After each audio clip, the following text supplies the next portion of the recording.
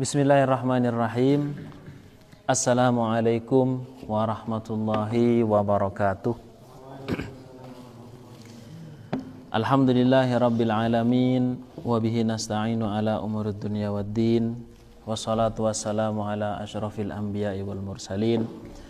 Wa ala alihi wa sahbihi wa man tabi'ahum bi ihsanin ila yaumiddin. Asyhadu an la ilaha illallah wahdahu la syarikalah al-malikul haqqul mubin wa asyhadu anna Muhammadan abduhu wa rasuluh shadiqul wa'dil amin, amma ba'du.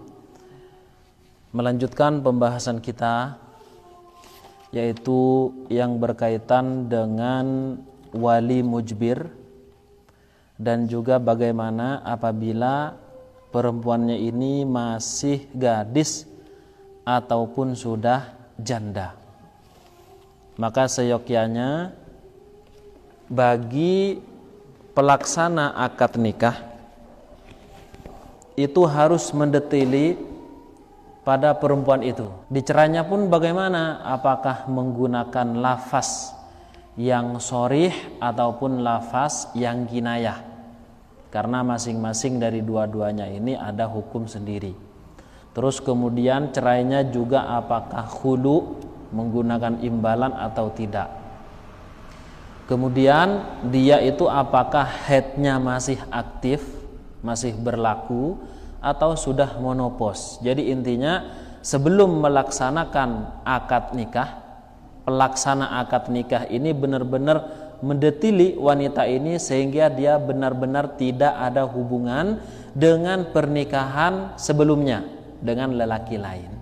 Kemarin disebutkan begini, bagaimana kalau ada seorang laki-laki, dia punya 4 istri, lalu yang satu meninggal dunia, apakah si suami boleh langsung menikah lagi? Nah, kemarin itu disampaikan bahwa dia nunggu masa iddah dulu.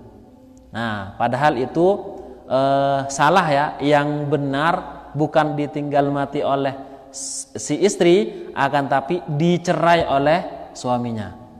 Jadi penjelasan yang sebelumnya itu ada kesalahan. Yang betul itu adalah ketika ada seorang suami mempunyai 4 istri, nah yang satu ini dicerai, maka dia tidak boleh langsung menikah selama si istri masih berada di dalam masa iddah. Jadi kalau dia merdeka dan dia masih aktif haidnya, yaitu 3 kali masa sucian, salah satu quru, atau 3 kali masa haid. Kemudian yang kedua, kemarin kita juga membahas bagaimana ketika seseorang istrinya mati lalu ingin menikahi saudarinya atau bibinya. Nah, kemarin juga disampaikan bahwa harus ada iddahnya. Nah, itu salah diralat. Yang betul adalah permasalahannya suami menceraikannya. Jadi suami menceraikan si istri. Nah, kemudian dia ingin menikahi bibi dari si istri ini ataupun saudarinya, maka tidak boleh kecuali masa iddahnya selesai, yaitu 3 kali masa sucian. Begitu ya.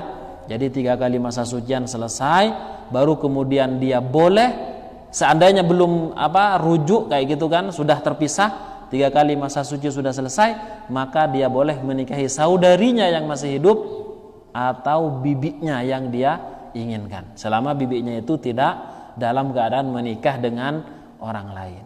Nah, kasus ini pernah terjadi kepada Sayyidina Utsman. Jadi ketika menikahi putri Rasulullah, kemudian meninggal, masa iddah selesai, baru menikahi saudarinya itu tadi. Nah, karena bagaimanapun ketika masih dicerai, itu kan masih berada di dalam statusnya kan masih istrinya. Jadi wanita yang dicerai itu statusnya masih istri dari orang laki-laki yang mencerainya. Baru kemudian ketika iddahnya sudah selesai, nah boleh kemudian dia untuk menikahi entah itu saudarinya atau bibinya. Nah, itu permasalahan yang kita revisi istilahnya di pertemuan sebelumnya. Sekarang kita akan membahas terkait wali al-waliyyu fin nikahi wa haqqul awliya'i bitazwij. Nah, sekarang wali di dalam pernikahan dan siapa yang paling berhak untuk menjadi wali di dalam mengawinkan si perempuan ini. Baik. Aulal auliya'i wa ahaqquhum bitazwiji al-abu. Paling utamanya wali dan paling berhaknya wali untuk menikahkan seorang wanita. Jadi wanita ini bisa dinikahkan dengan adanya wali. Siapa wali yang paling berhak? Siapa wali yang paling utama? Yang pertama, al-abu adalah ayahnya. Jadi walaupun dia punya saudara, punya paman, punya ponaan, bahkan punya sepupu misalnya, maka yang paling utama dan yang paling berhak adalah ayahnya. Jadi ayahnya itu nanti yang mengakad, angkah tuka wazawwajtuka binti, ya kan, fulanah binti fulan bimahri ini dan ini. Nah, itu yang pertama. Kemudian kalau ayahnya tidak ada, tsummal jaddu, kemudian kakeknya. Jadi kalau ayah masih ada, kakek juga masih ada, mana yang paling berhak? Ayah.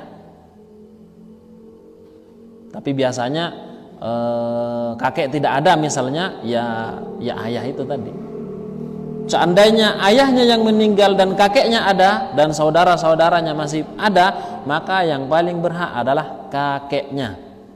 Kakek, maksudnya siapa kakek ini? Abul abi, ayahnya ayah, bapaknya ayah. Artinya apa? Kakek dari jalur laki-laki. Kan ada kakek juga kan, tapi dia ayahnya ibu. Nah, itu tidak berhak untuk menikahkan. Jadi harus dari pihak laki-laki. Wa in ala, dan terus ke atas.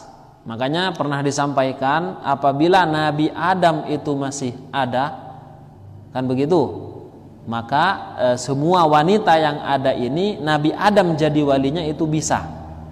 Seandainya wanita ini ayahnya sudah meninggal dunia, kakeknya juga sudah meninggal dunia, maka itu berhak. Ini seandainya, pengandaian saja agar lebih mudah untuk difahami. Begitu ya. Jadi misalkan ada buyut. Nah, buyut itu kan ayahnya kakek. Orang ayah meninggal dunia, kakek meninggal dunia, buyut kok masih ada, maka dia berhak untuk mengawinkan. Tapi biasanya kalau sudah buyut tuh kondisinya sudah rabun, sudah nggak begitu jelas ngomongnya, maka nanti akan berpindah kewaliannya.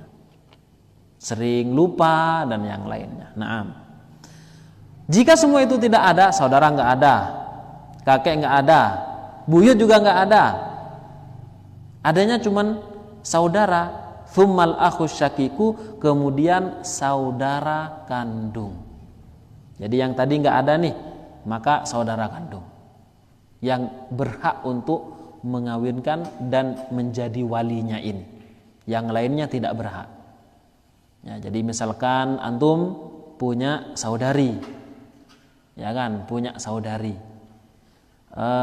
Orang tua ayah sudah meninggal dunia, kakek juga nggak ada, buyut juga nggak ada, maka yang paling berhak adalah antum untuk menikahkan menjadi walinya. Saudara kandung ya, saudara kandung. Tsummal akhu li abin, kemudian saudara seayah. Ayah nggak ada, kakek nggak ada, terus ke atas nggak ada. Saudara sekandung juga nggak ada. Kalau paman ada. Nah, hanya saja dia punya saudara seayah. Saudara seayah itu lain ibu, ibunya lain.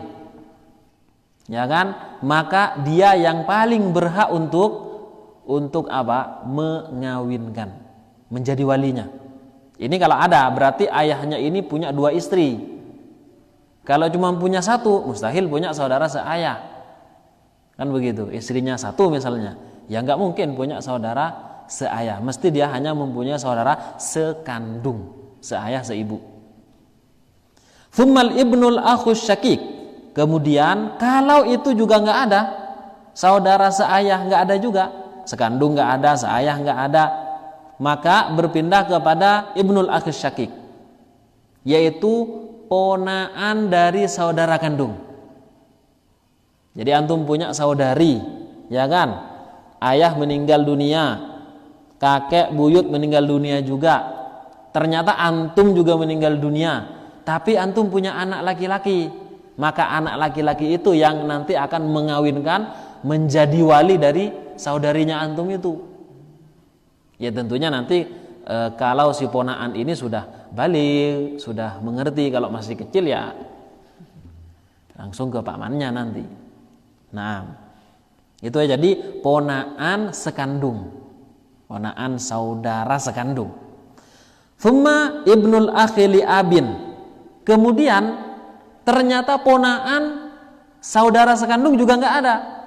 Maka bagaimana kepada ponaan saudara seayah saja? Misalkan dia punya saudara seayah, ya kan, dan punya anak laki-laki. Yang saudara seayah seibu itu meninggal dunia, ponaan juga nggak ada dari saudara sekandung ini. Adanya ponaan dari saudara seayah saja. Maka ponaan ini menjadi wali. Dia yang paling berhak. Tentunya ketika di awal semua nggak ada untuk mengawinkan.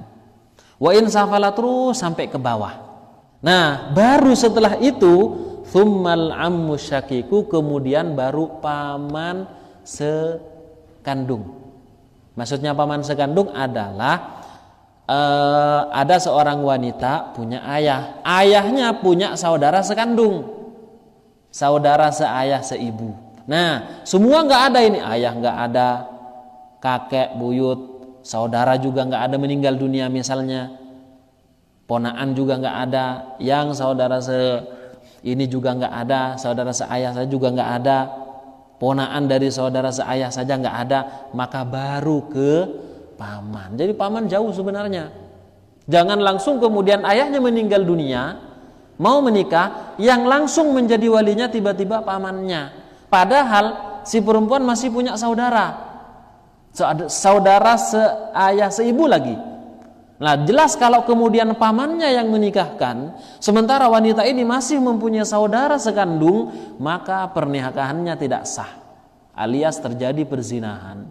Dan ini banyak terjadi.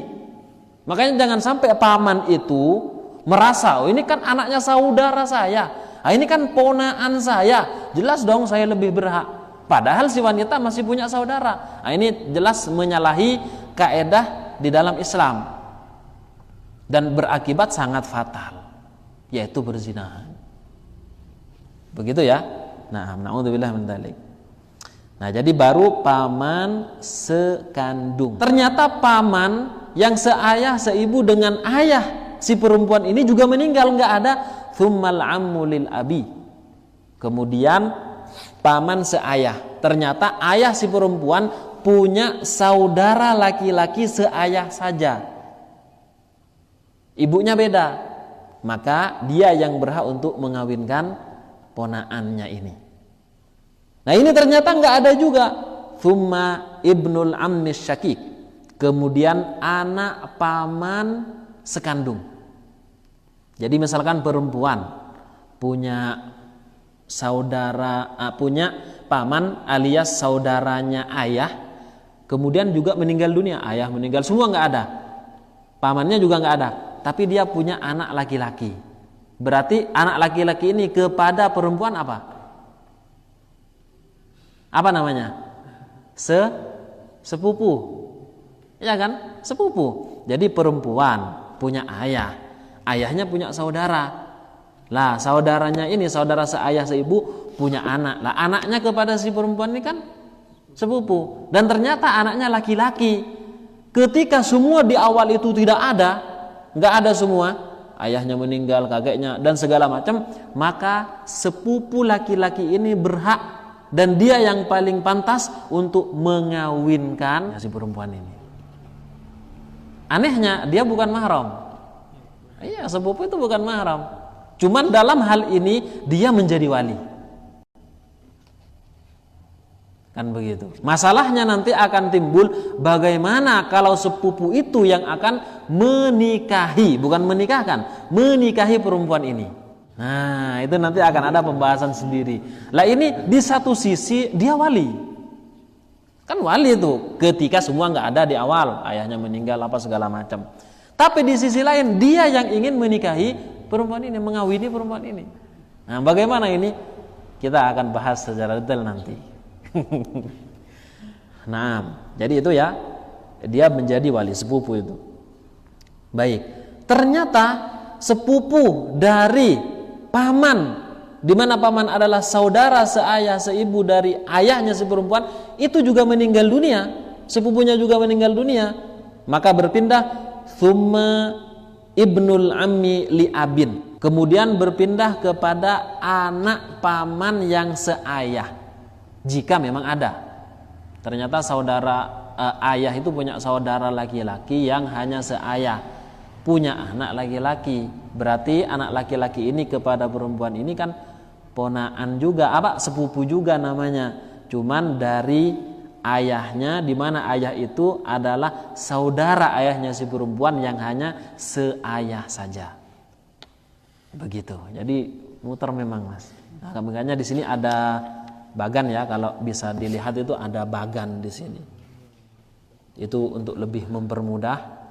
Nah, itu ayah kandung, kemudian terus seperti itu. Nah, baik. Kita lanjut. Kalau itu sudah tidak ada, thumma ammul abi. Kalau semua nggak ada itu, maka sekarang pamannya ayah. Ternyata ayahnya perempuan itu kan mestinya punya paman dulunya, seumpama punya paman, kan begitu. Ketika itu kan kalau bahasa kita apa? Saudaranya kakek. Jadi saudaranya kakek itu bisa, saudara laki-laki yang seayah seibu itu nanti bisa menikahkan ininya. Ya namanya cucu juga ya, cucu juga gitu. Dari istilahnya cucu. Nah, jadi pamannya ayah juga berhak menikahkan si wanita itu. Thumma ibnuhu wa insafala. Kemudian anaknya paman ayah, apa namanya itu? Terus sampai ke bawah. Jadi misalkan tidak ada terus seperti itu. Nah, kemudian thumma ammul jaddi. Nah, ini kalau ada ya, pamannya kakek. Kakeknya aja udah meninggal gitu kan. Berarti kan buyut istilahnya, pamannya kakek itu kan buyut. Pamannya kakek berarti saudara ayahnya kakek. Nah itu berhak juga menikahkan si wanita ini, seumpama masih ada dan ayahnya sendiri itu sudah meninggal dunia, saudara nggak ada dan yang lainnya, hanya sebatang kara. Thumma ibnuhu wa insafala, kemudian anak dari pamannya kakek terus ke bawah, seumpama ada. Thumma ammu abil jaddi, kemudian pamannya ayah kakek. Pamannya ayah kakek. Ya berarti pamannya apa itu namanya, buyutnya buyut gitu.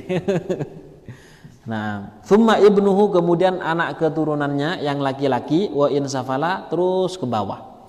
Wa hakadha, dan beginilah ala hadza tartibi fi sairil asabati. Jadi yang berhak mengawinkan, yang menjadi wali hanya dari pihak laki-laki, tidak boleh dari pihak perempuan. Nah, misalkan ibu punya ayah kemudian mau menikahkan cucunya ini, itu nggak boleh. Wa yuqaddamu syaqiqu minhum ala man kana li abin, yang seayah seibu sekandung itu didahulukan daripada yang hanya sekedar seayah saja. Fa idza lam yujad, fa idza lam yujad, apabila sudah tidak ada, nggak ditemukan lagi walinya itu, ahadun min asobatin nasabi, seorang pun dari asobat nasab ini, dari pihak laki-laki ada ternyata kakeknya, tapi dari pihak perempuan. Yang dari laki-laki semua meninggal, ayahnya, kakeknya, buyutnya, saudaranya, pamannya, dari pihak ayah semua meninggal.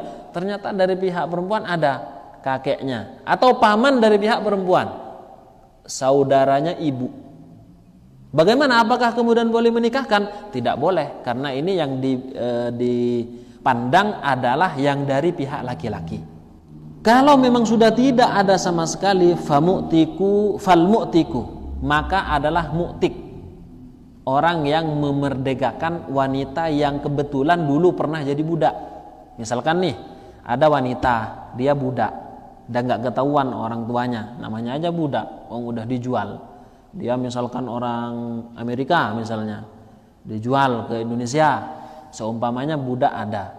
Nah, ini orang tuanya siapa? Nggak ada sudah. Dan ini dulu, gambaran dulu, nggak ada alat komunikasi yang bisa melacak orang lain. Kalau sekarang kan ada. Nah ini gimana ini? Maka yang akan menikahkan adalah mu'tik, orang yang memerdekakan dia. Misalkan seumpama dia dulu jadi budak, ternyata orang yang memerdekakannya udah meninggal dunia, maka bagaimana? Maka asobatuhu, keturunan ya dari orang yang pernah membebaskannya, tapi dari jalur yang laki-laki. Jadi misalkan saya punya budak, kemudian saya bebaskan, ternyata dia mau menikah, orang tua nggak ada, semua wali nggak ada, maka yang berhak untuk menikahkan adalah saya selaku orang yang pernah membebaskan dia. Ternyata saya meninggal dunia, maka siapa? Nanti ya saudara saya, kan begitu. Kemudian nanti anaknya, anak saya, dan yang lainnya. Pokoknya seperti yang tadi urutannya. Ini seumpama ada seorang wanita yang pernah jadi budak dan dibebaskan, dimerdekakan. Nah, kemudian itu juga nggak ada. Tsumma mu'tikul mu'tiki. Kemudian orang yang memerdekakan mu'tik. Jadi misalkan saya kan tadi memerdekakan ini kan, ternyata sebelumnya kebetulan saya juga pernah jadi budak. Siapa yang memerdekakan saya? Oh, si fulan, orang Surabaya. Maka dia yang berhak untuk menikahkan mantan budak yang sekarang ingin kawin ini.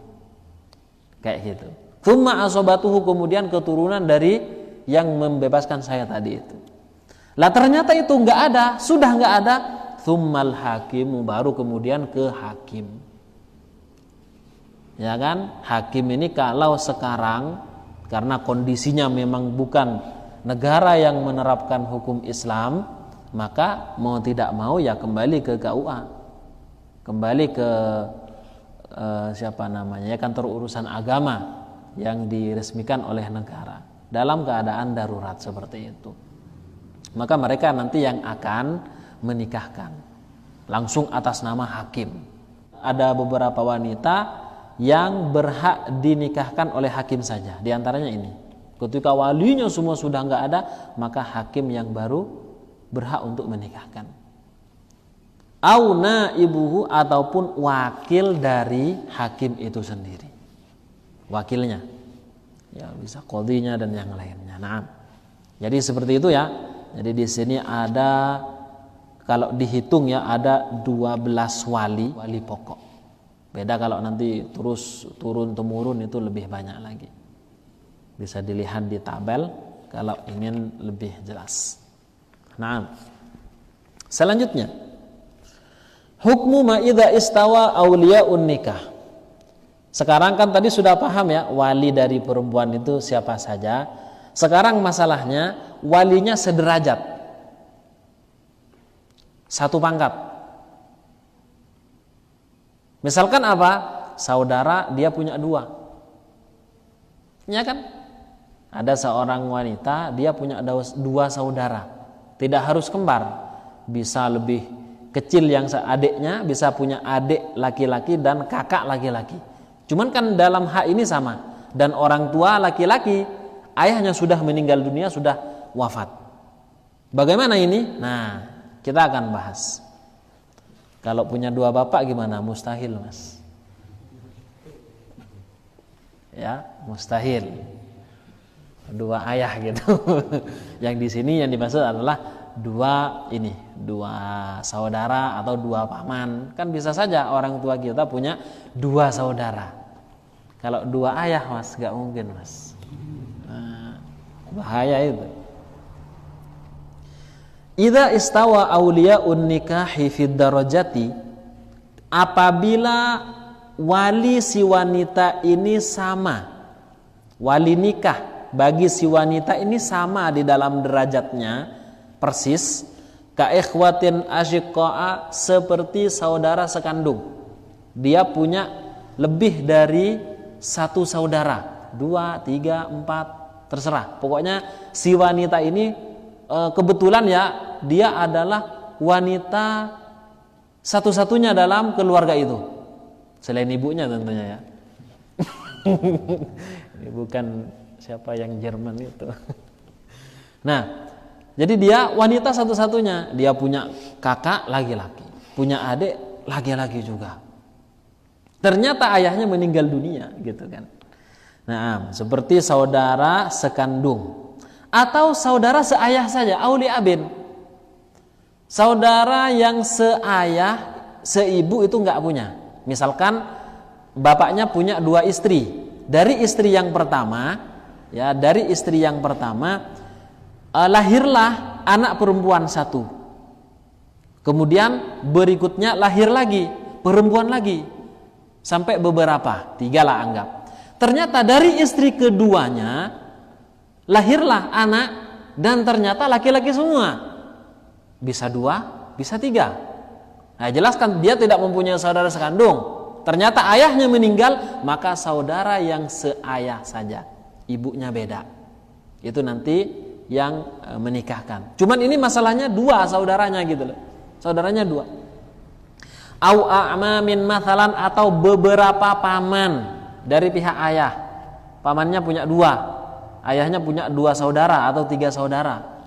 Dan ternyata ayahnya meninggal dunia, saudaranya juga nggak ada. Otomatis kalau sudah saudara nggak ada, nggak punya memang, ponaan juga nggak punya gitu kan, berarti otomatis langsung ke paman. Paman seayah saja, karena paman seayah seibu nggak punya juga gitu kan.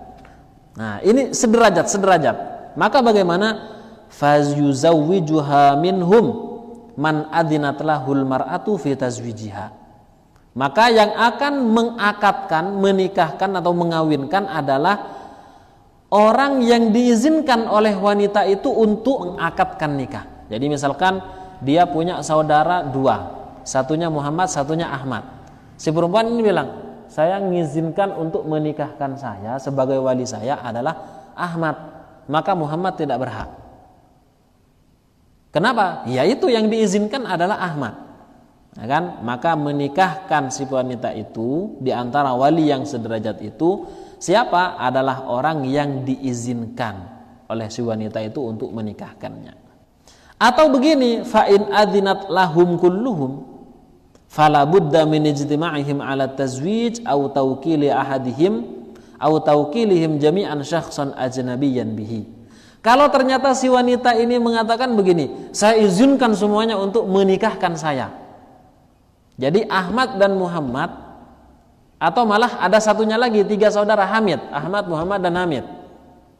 Ya kan? Saya izinkan semuanya untuk menikahkan saya, menjadi wali saya. Karena memang semuanya wali. Maka bagaimana? Maka sikap yang harus dilakukan mereka bertiga itu, mereka ada beberapa hal. Yang pertama, fala budda min ijtima'ihim ala tazwij. Maka mereka harus bersama-sama mengakati. Jadi ketika sudah akad ya, itu kan yang istilahnya salaman lah. Salaman itu nggak wajib, ya. Yang wajib itu ijab kabulnya. Itu kan biasanya walinya memang. Ini 3-3-nya ini. Jadi kayak pimpa itu, 1, 2, 3. Bersama-sama, angkah tukah. Bersama-sama suaranya, nggak boleh telat. Wazawwajtuka. Ukhti kan saudarinya kan. Ukhti Fatimah binti ini dan sebagainya. Bersama-sama saya nikahkan saudari saya yang bernama dengan ini dan sebagainya. Itu tindakan pertama. Boleh seperti ini. Tapi pernah lihat nggak? Oh, nggak pernah, saya seumur-umur belum pernah gitu kan. Jadi orang tuanya, ayahnya sudah meninggal dunia gitu kan. Tinggal saudaranya 3 lagi misalnya. Karena ini begini ya Mas. Jangan dianggap aneh. Jangan dianggap aneh. Ini adalah hal yang sangat spesial. Pernikahan itu ya, Selain itu adalah kesunahan yang dianjurkan di dalam Islam, hukum asalnya sunnah, itu merupakan hal yang sangat berkesan gitu kan. Dan seseorang bisa jadi tidak mau ketinggalan momen yang sangat berharga ini. Makanya bisa jadi, oh ya sudah ayo tiga-tiganya. Nanti malah iri-irian dan yang lainnya gitu kan. Nah, jadi wajar hal ini misalkan terjadi adalah hal yang wajar. Nah, yang kedua, langkah yang bisa mereka lakukan yang kedua adalah au tauqili ahadihim, atau mewakilkan salah satu dari tiga. Misalkan Ahmad dan Muhammad pasrah sudah. Ya wes, tak serahkan saja kewalian saya Ahmad dan kewalian saya Muhammad kepada saudara kita yaitu Hamid. Kebetulan Hamid yang paling besar dan yang paling pandai dalam masalah ini. Jadi sudahlah diwakilkan selesai. Maka nanti yang mengakad adalah ya si Hamid itu. Angkah tuh Kak, wazawaj itu Kak. Yang lainnya menonton saja. Nah, atau ya kan? Atau pilihan yang ketiga apa? Tauqilihim jami'an syakhsan ajnabiyyan bihi. Atau tiga-tiganya mewakilkan kewaliannya kepada orang lain yang tidak ada sangkut paut saudara bukan wali. Jadi mewakilkan. Saya wakilkan kewalian saya kepada Anda untuk menikahkan saudari saya yang bernama Fulanah binti Fulan kepada laki-laki ini dengan mahar sekian. Itu perwakilan wali, mewakilkan kewalian kepada seorang. Biasanya ini banyak terjadi ya. Jadi mewakilkan, termasuk yang mutin-mutin KUA itu. Kan mereka yang ini mengakad itu, Pak Anas, tahu Pak Anas? Pak Anas KUA viral itu. Nah, yang KUA viral itu ngasih sambutan di buku itu, Mas. Nah, itu kan orang-orang kan mewakilkan kewaliannya kepada beliau. Saya wakilkan kewalian untuk menikahkan anak saya kepada Anda dan seterusnya. Baru kemudian saya kawinkan engkau dengan wanita yang sudah diwakilkan kepada saya oleh ayahnya. Jadi ada redaksi-redaksi tertentu kayak gitu, dengan mahar ini dan itu. Begitu ya. Jadi ada tiga langkah yang mereka lakukan, bisa mewakilkan kepada orang lain tiga-tiganya, karena takutnya berebut, ya kan, takutnya akan terjadi perselisihan. Oh enggak, pokoknya harus saya, yang satu pokoknya harus saya. Ya sudah bersama, enggak mau, pokoknya harus satu. Ya kan? Makanya kemudian diwakilkan kepada orang lain saja biar tidak terjadi perselisihan. Nah, jadi ada tiga langkah ya kalau walinya sederajat. Termasuk pembahasan paman juga sama. Pamannya misalkan punya 3 dari pihak ayah. Sudah. Amma idza adzinat likulli wahidin minhum fi nikahiha. Namun apabila si perempuan ini mengizinkan kepada masing-masing orang di antara walinya itu untuk menikahkannya. Kalau tadi kan menikahkan semuanya saya izinkan. Jadi redaksinya seperti ini. Kalau ini masing-masing boleh menikahkan saya. Boleh menikahkan. Pokoknya masing-masing dari 3 ini terserah yang mana boleh menikahkan saya dengan laki-laki ini. Nah, kalau memang sudah dia si wanita mengizinkan seperti ini, maka falikullin minhum, maka masing-masing dari mereka itu boleh untuk mengakadkan walau biduni idznil bakin, walaupun tanpa seizin sisanya. Misalkan gini, saya izinkan kepada masing-masing saudara saya untuk menikahkan saya. Kalau redaksinya seperti ini, maka Hamid langsung boleh mengakadkan tanpa izin Muhammad dan Ahmad. Bahkan walaupun Muhammad dan Ahmad tidak tahu. Tapi kalau mengatakan seperti tadi, saya izinkan semuanya mengizinkan, saya izinkan semuanya untuk menikahkan saya. Maka semuanya harus. Beda kan? Lafaznya beda. Tapi kalau mengatakan masing-masing dari 3 ini boleh siapa saja, maka seperti yang tadi. Satu yang bisa melakukan, maka yang lainnya sudah gugur. Tapi kalau semuanya, ya sudah semuanya harus. Atau seperti tadi langkahnya, mewakilkan kepada salah satu di antara 3 atau kepada orang lain. Nah, sekarang kita akan membahas syarat sah menjadi wali. Kalau tadi kan wali itu siapa saja. Kemudian bagaimana kalau walinya itu sederajat? Lah sekarang ini syaratnya wali. Syarat agar kemudian wali itu sah, itu siapa? Karena secara umum ibu itu termasuk wali perempuan nggak? Wali si anak nggak? Ya wali. Wali tetap. Cuman wali yang mana yang dimaksud? Nah.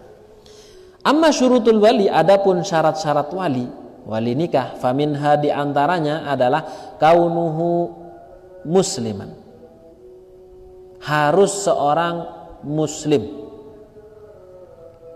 Yang pertama di sini harus laki-laki ya, harus muslim laki-laki. Nah bukan muslimah, berarti ya ayahnya itu orang tua dari ayah, bukan orang tua yang ibu, karena orang tua ada dua.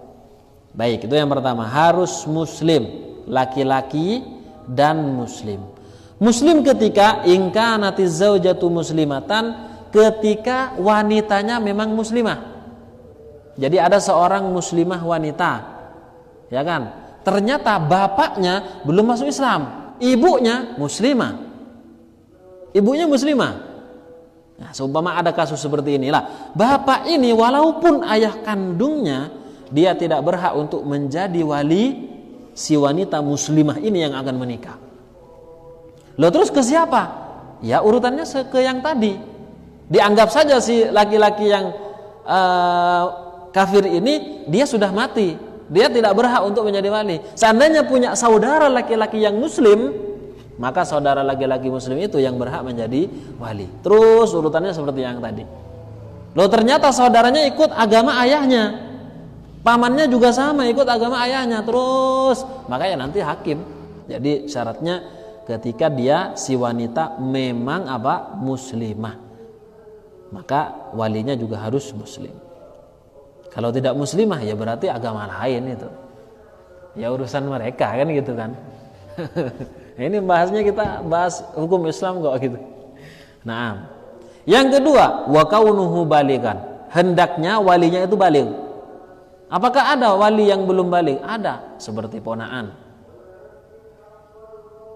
Kan begitu. Kalau ayah sebagai wali ada yang belum balik, ya mustahil. Kan gitu. Jarang sekali kejadian seperti itu. Wa kaunuhu baligan. Seandainya, ya cuman seandainya saja, karena menikah itu kan tidak harus balik menikahnya. Ternyata dia punya anak dan dia belum balik, bagaimana? Ya nggak boleh. Tapi sangat mustahil ya itu ada itu. Wa kaunuhu baligan, harus baligh. Akilan, harus berakal. Jadi kalau tadi baligh itu ponaannya masih kecil belum balik, maka tidak berhak. Selanjutnya akilan, harus berakal. Ternyata bapaknya ayahnya itu gila. Atau dalam keadaan mabuk. Ya kan? Kawinnya sudah disiapkan jam 12, manten laki ada, perempuan juga lengkap, seserahan juga ada, mahar juga ada. Ayahnya ternyata minum minuman keras, misalnya jam 11-nya sampai jam 12 juga belum sadar, masih mabuk, hilang akal. Maka bagaimana? Ya tunda sampai dia berakal. Kayak gitu. Gak boleh menikahkan di saat mabuknya gitu, gak boleh. Atau di saat gilanya itu tidak boleh. Nah, kalau gilanya terputus-putus bagaimana? Karena gila itu ada dua mas, ada jununun mudbikun, ada jununun mutaqatti'un. Ada gila yang terus menerus mustamirun, ada gilanya terputus-putus, sehari gila, sehari waras. Ini bukan puasa Daud ini. Sehari gila, besoknya waras. Terus sehari lagi gila lagi. Maka bagaimana? Maka dia berhak menikahkan di saat sedang waras. Jangan di saat sedang gila kemudian menikahkan. Malah nanti salah ucapan apa segala macam gitu kan. Enggak sah. Nah, begitu ya. Cuman menurut saya kalau memang gilanya terputus-putus dan diketahui sehari tidak sehari ini, maka menikahnya pada saat hari di mana dia gila. Akan tetapi yang menikahkan bukan dia, misalkan saudaranya. karena berpindah. Kenapa? Takutnya begini Mas, sekarang memang sembuh, tapi siapa yang tahu penyakit itu hilang dan datang? Tiba-tiba di saat prosesi gilanya datang, kan repot gitu. Setelah itu sembuh, datang lagi gitu, repot ini. Nah, nah. Kemudian selanjutnya hurron, harus merdeka. Jadi harus merdeka. Jadi kalau misalkan si bapak ini adalah seorang budak dan ternyata anaknya adalah muslimah yang merdeka, maka tidak boleh. Si ayah yang masih budak itu nggak boleh menikahkan, berpindah. Nanti kalau memang tidak ada semua, nanti ke hakim sesuai dengan jalur yang tadi. Nah, jadi harus merdeka ya. Rasyid. Jadi rasyid itu bisa mengelola harta dengan benar. Misalkan ada seorang wali nikah, dia ternyata nggak rasyid, dia menghambur-hamburkan uang. Ada uang, dia terkadang dibuang, terkadang digunakan hal-hal yang nggak penting gitu kan. Pokoknya dia tidak bisa mengelola harta benda. Itu uang. Kalau punya benda dia rusak-rusak sendiri, beli lagi, dirusak lagi, dan itu tidak ada rasa penyesalan. Jadi dia semacam sinting begitulah. Lah ini walaupun memang ayahnya, dia juga nggak berhak menjadi wali. Walaupun ayahnya nggak berhak menjadi wali karena dia tidak bisa mengelola harta. Kalau gampangnya nggak bisa ngitung uang lah gitu ya. Ada 100.000 dibuat beli permen 1. Ya kan, ada 1.000 dia mau beli mobil, kan begitu. Jadi dia nggak pandai mengurus ini gitu. Bukan ini, berarti gimana kalau nggak ngerti matematika Ustaz? Bukan itu. Walaupun nggak ngerti matematika kan bisa ngitung uang itu gitu kan. Jadi dia rasyid. Kemudian selanjutnya adlan, yaitu adil, tidak melakukan dosa besar. Tidak melakukan dosa besar. Jadi kalau misalkan walinya itu adalah pelaku maksiat, dia tukang minum minuman keras, dia pembunuh ataupun dan yang lain-lainnya, maka dia tidak berhak. Ini tentunya di dalam pendapat yang muktamad ya, di dalam mazhab Syafi'i ada pendapat yang mengatakan tetap kewalian itu tetap ada, tidak akan berpindah disebabkan perbuatan kemaksiatan yang dilakukannya. Nah, ya, tapi yang muktamad adalah ini. Apalagi yang sekarang ya, gimana? Adil itu kan pemaknaannya gini. Adil itu tidak melakukan dosa besar dan tidak terus-menerus melakukan dosa kecil. Nah, kalau kondisi seperti ini gimana? Makanya kemudian ada ulama yang mengatakan, diantaranya adalah Al-Ghazali, mengatakan kewaliannya tetap gitu, tidak berpindah kepada yang lainnya. Seperti itu ya. Ini adalah terkait syarat wali nikah.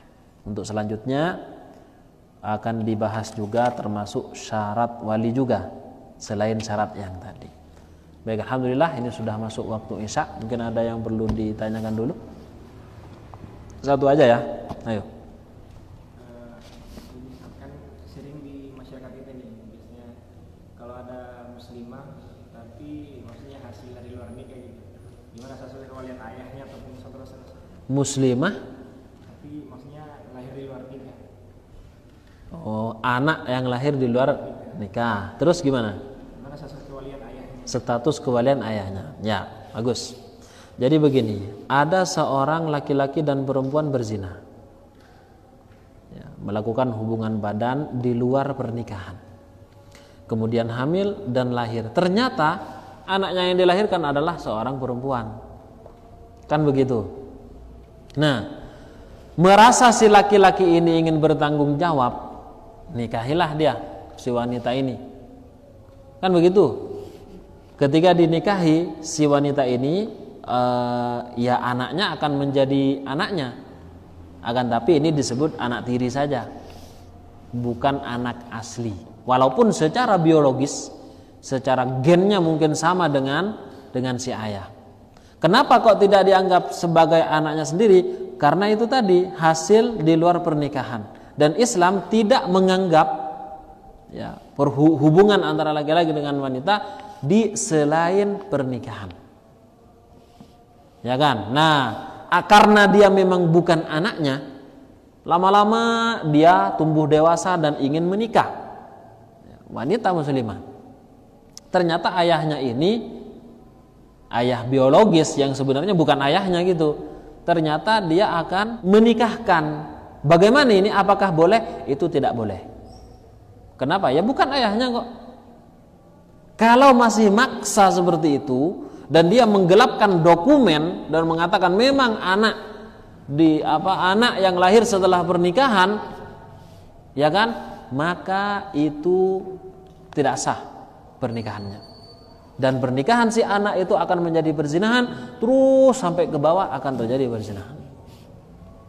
Itu masalah yang pertama. Yang kedua, seandainya si ayah ini meninggal dunia kan, jelas dia meninggalkan beberapa harta. Maka si anak ini hasil dari perzinahan, dia sama sekali 1% pun, sepeser pun, 1 rupiah pun tidak mendapatkan hak warisan. Kenapa?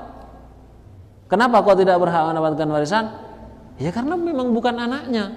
Walaupun secara gen, secara medis memang betul-betul ayah dan anak, akan tapi Islam tidak mengakui. Nah, berlipat kan? Nah, makanya itu bahaya perbuatan yang memang di luar pernikahan. Nah, langsung binti ibunya. Misalkan perempuan ini namanya Fitri misalnya, Fitri binti Maimunah gitu. Langsung ke ayahnya, ke ibunya, tidak boleh ke ayahnya karena bukan anak dari si ayah itu tadi. Makanya kemudian disebut dengan anak haram. Bukan anaknya yang haram gitu, perbuatan ayahnya dulu yang haram gitu sehingga menghasilkan anak ini. Korbannya anaknya itu tadi. Gitu ya. Nah, alhamdulillah mungkin ini yang bisa kami sampaikan. Selebihnya mohon maaf. Hakadha minni wal afu minkum. Tsumma assalamu alaikum warahmatullahi wabarakatuh.